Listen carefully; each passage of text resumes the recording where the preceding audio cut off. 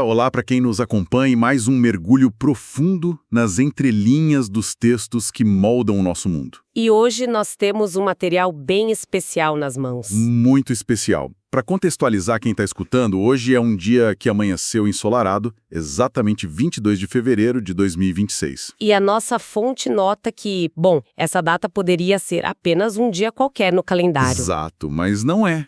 Ela carrega um sabor diferente, um significado ímpar para o autor. E é interessante notar o contraste do episódio de hoje, sabe? Com certeza, porque geralmente nas nossas explorações a gente se debruça sobre relatórios densos ou artigos científicos complexos. Análises de dados mercadológicos, tendências globais. Isso, só que o material de hoje foge completamente essa regra. Foge mesmo. Nós temos um documento primário profundamente pessoal. Uma carta de aniversário, um tributo memorialístico escrito para uma pessoa chamada Assir Murad Sobrinho. Que hoje é um advogado de sucesso, muito respeitado, carinhosamente conhecido no meio dele como Doutor Assir. Doutor Assir, exato. E a nossa missão aqui hoje, com muito entusiasmo, é investigar como um relato familiar que parece simples à primeira vista, funciona na verdade como um mapa detalhado. Um mapa da construção do caráter humano. Textos intimistas como este são verdadeiras cápsulas do tempo antropológicas. Sim, porque a gente vai observar a transição de uma infância baseada na liberdade geográfica para uma juventude que foi forjada na dureza do trabalho braçal. E como essa alquimia, produziu um profissional de alto calibre. Porque, veja, nós frequentemente buscamos entender a origem da resiliência em grandes biografias de figuras públicas. Ou naqueles teóricos de gestão corporativa. Isso. Porém, fontes documentais privadas, tipo essa carta, registram o desenvolvimento sem aquele filtro de relações públicas. É a vida real acontecendo. Exatamente. Elas documentam processos geográficos, dinâmicas de sobrevivência e a formação de redes de segurança psicológica. Tudo em tempo real. O que a gente tem aqui não é só uma mensagem de parabéns. É um microcosmo da passagem do pensamento lúdico da infância para a compreensão dura das responsabilidades adultas. Tudo isso mediado por uma figura familiar que acumula múltiplas funções. O que é fascinante. Essa multiplicidade de funções é um dos primeiros aspectos que saltam aos olhos na leitura. Totalmente. Para quem está tentando visualizar essa dinâmica dessa família, a história tem suas raízes no interior do Brasil. Mais especificamente em Bataguaçu. Em Mato Grosso do Sul. Isso, a fonte nos dá uma árvore genealógica breve, mas muito carregada de afeto. E de luto também. Sim, o Assir é filho da Vilma Martins e Souza. E o texto faz questão de mencionar que a Vilma é irmã da Preta, uma figura que infelizmente já faleceu e de quem a família guarda muita saudade. E o autor da carta é o tio do Assir. Mas sabe, a nomenclatura de tio parece muito pequena para o que ele descreve no texto. Fica muito claro que ele operou numa intersecção super complexa ali. Ele serviu como figura paterna, como um tio protetor e como um amigo cúmplice. Assumir esse papel triplo deve exigir um equilíbrio emocional absurdo. Extraordinário. Especialmente numa estrutura familiar que já lidou com a perda, como a menção à tia Preta sugere. É pesado. Sim. E do ponto de vista da psicologia do desenvolvimento, quando um jovem encontra num único indivíduo a autoridade de pai, a herança cultural de um tio e a horizontalidade de um amigo, ele forma uma base muito sólida, né? Ele desenvolve o que a gente chama de apego seguro. É uma rede de segurança psicológica super robusta. Que dá confiança. Exato. Esse ambiente permite que a criança explore o mundo, sabendo que existe um porto seguro inabalável para voltar. E essa inclinação para a exploração está muito viva nas descrições da infância do Assir. Nossa, o relato dessa fase é quase cinematográfico. O autor resgata uma lembrança muito específica. A famosa moto Garelli azul. A Garelli azul. Para um menino do interior, olha, uma Garelli azul não é só um motor de baixa cilindrada. É a materialização da autonomia. É a pura diversão. O texto fala que ele, ainda menino, já amava aventuras. E usava essa moto como veículo oficial para as pescarias. Pescarias com peneiras. Sim, com peneiras. Eles iam para os pequenos riachos que se formavam nas várzeas do Rio Pardo. A imagem descrita é muito poética. Demais. as águas escorrendo lentamente para o grande rio em jornadas que duravam o dia inteiro. É um cenário idílico. E o que é fascinante aqui é que essa fase vai muito além do mero entretenimento, sabe? Como assim? O que a carta está descrevendo é um período clássico de aprendizado não estruturado, passar o dia inteiro acompanhando o fluxo lento da água, pescando com peneiras. Que deve exigir uma paciência imensa. Uma paciência e uma leitura tátil da água. Isso constrói uma fundação cognitiva vital. Ah, entendi. A criança aprende a observar os padrões naturais, desenvolve a capacidade de tolerar o tédio até a recompensa chegar e exercita a autonomia de sair de moto e voltar em segurança. E essa reserva de energia lúdica, toda essa liberdade, forma um contraste brutal com o que estava por vir. Um contraste necessário, na verdade, porque a realidade que aguardava ele na adolescência ia mudar drasticamente. Certo.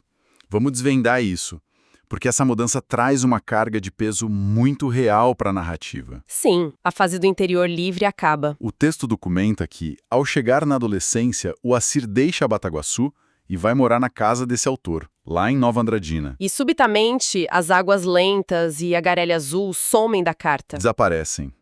E dão lugar a um termo muito franco, usado pela fonte, que é dificuldade para sobreviver. O tom nostálgico adquire uma urgência financeira ali. Foca num período de 18 meses, 1 ano e meio de aventuras, mas agora ancoradas em muito, mas muito trabalho manual. No apiário da família. E a demarcação desse tempo, 18 meses, é crucial para a gente entender o impacto disso, né? Sem dúvida.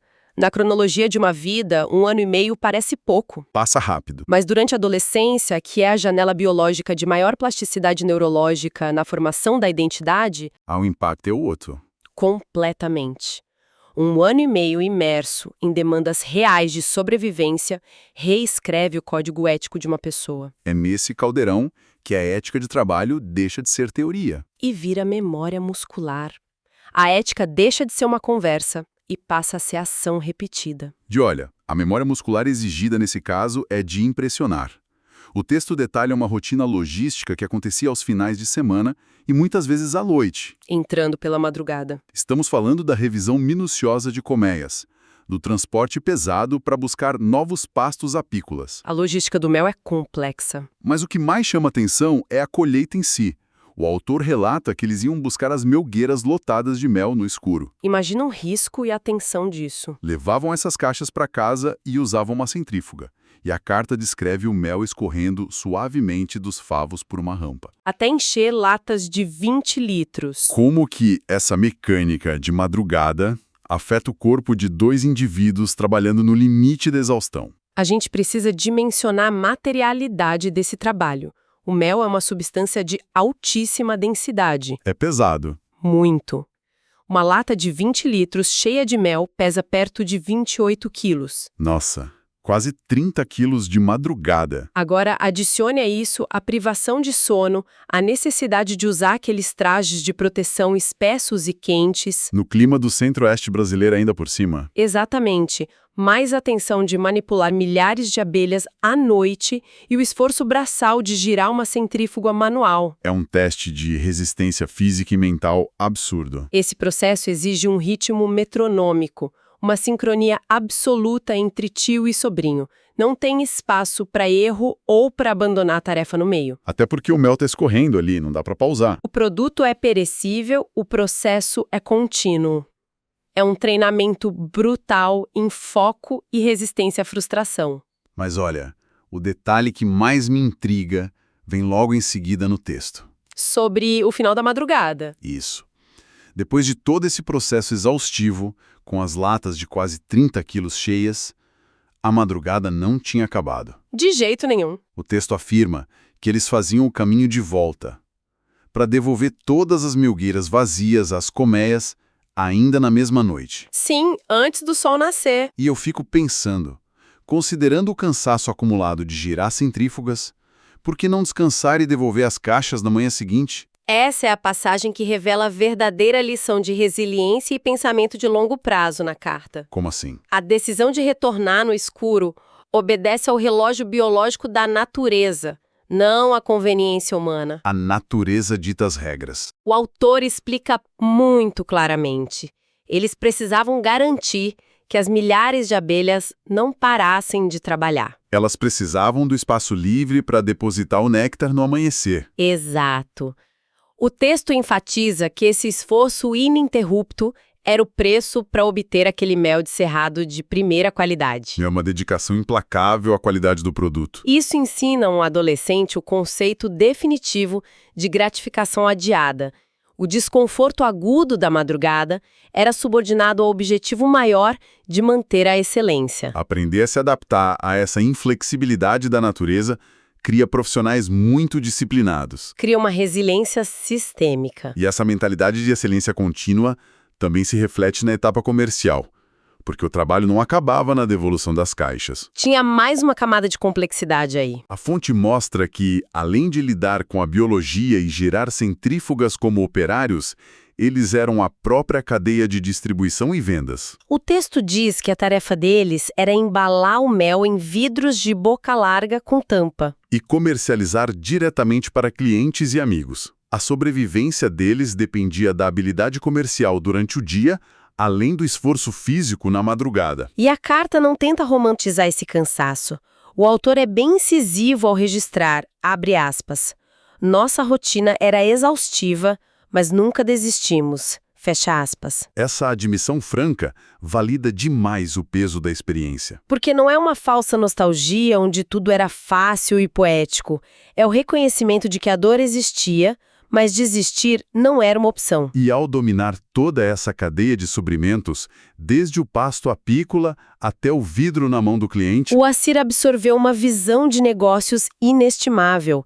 Ele aprendeu que o sucesso não mora numa única etapa brilhante. Mora na execução de tarefas invisíveis e desconfortáveis. Essa é a base do pensamento estratégico que diferencia executores comuns de profissionais de ponta. O que nos leva ao terceiro ato dessa jornada, a transição marcante. A saída do apiário. Após esses 18 meses em Nova Andradina lidando com o rigor do campo, a fonte relata que o Assir foi estudar direito. Em uma das melhores universidades paulistas. Lá em Presidente Prudente. E pensa no salto geográfico e cultural. Sair do interior sul-mato-grossense para um centro universitário de peso em São Paulo. O contraste entre o silêncio do apiário à noite e as salas de aula de uma faculdade de direito é gigantesco. E os desafios são de naturezas completamente diferentes, né? Os cenários são opostos, claro, mas a engenharia interna para navegar por eles é a mesma. Como um fenômeno de transferência cognitiva. Exatamente isso. A matéria-prima muda drasticamente. Sai a cera e o mel, entram as doutrinas jurídicas e os códigos complexos. Mas a ética de trabalho... A ética permanece intacta. Aquele jovem que treinou o cérebro para suportar a dor física de encher latas pesadas não vai se intimidar como a noite em claro lendo processos. A disciplina da sobrevivência agrícola serve como um escudo contra o ambiente acadêmico exigente. A capacidade de foco construída na centrífuga é aplicada nos livros. E o resultado dessa transferência é o ponto de chegada da carta, agora neste dia 22 de fevereiro de 2026. A consolidação do sucesso dele. Sim, aquele menino da várzea do Rio Pardo hoje é descrito como um profissional de sucesso, um advogado que enche a família de orgulho e que ostenta o título de Doutor Assir. Mas a beleza da fonte está justamente no que ela faz logo depois de celebrar esse status social elevado. Ela âncora a identidade dele de volta nas fundações afetivas. Exato. A carta diz que, independentemente do sucesso, ele sempre terá ali um colo amigo de pai, tio e amigo. A inclusão dessa frase final é o coração do documento para mim. Porque revela que o sucesso profissional não anulou a necessidade do vínculo primário. O autor,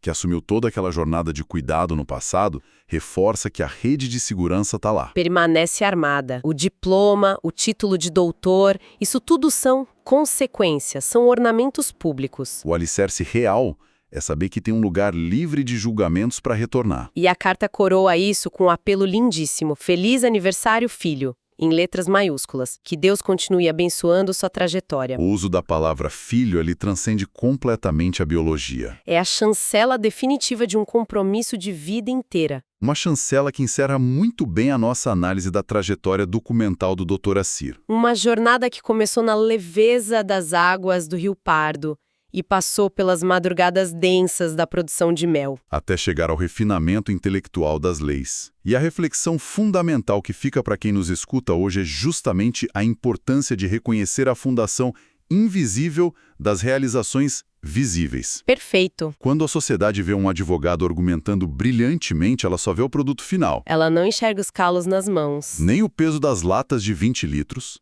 nem as noites em claro devolvendo melgueiras. Documentar e revisitar memórias familiares é uma forma de manter a bússola moral alinhada. É lembrar que o suor do passado é a tinta que escreve o nosso futuro. Exato. E para encerrar essa nossa exploração tão rica, você tem alguma provocação para quem está nos ouvindo? Tenho sim, e gostaria de deixar uma reflexão silenciosa para quem nos acompanha. Fique à vontade. A gente acompanhou hoje como a exigência implacável do apiário preparou a resiliência de um homem.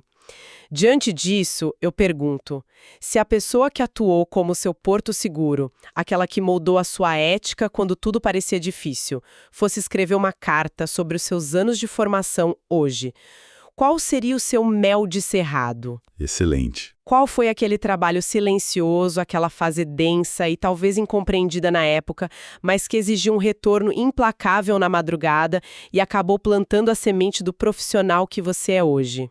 Uma provocação poderosa para a gente digerir ao longo desse dia de sol.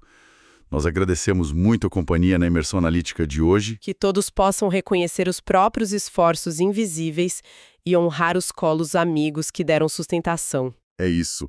Continuem curiosos, sigam questionando as entrelinhas de suas próprias histórias e até a próxima exploração profunda.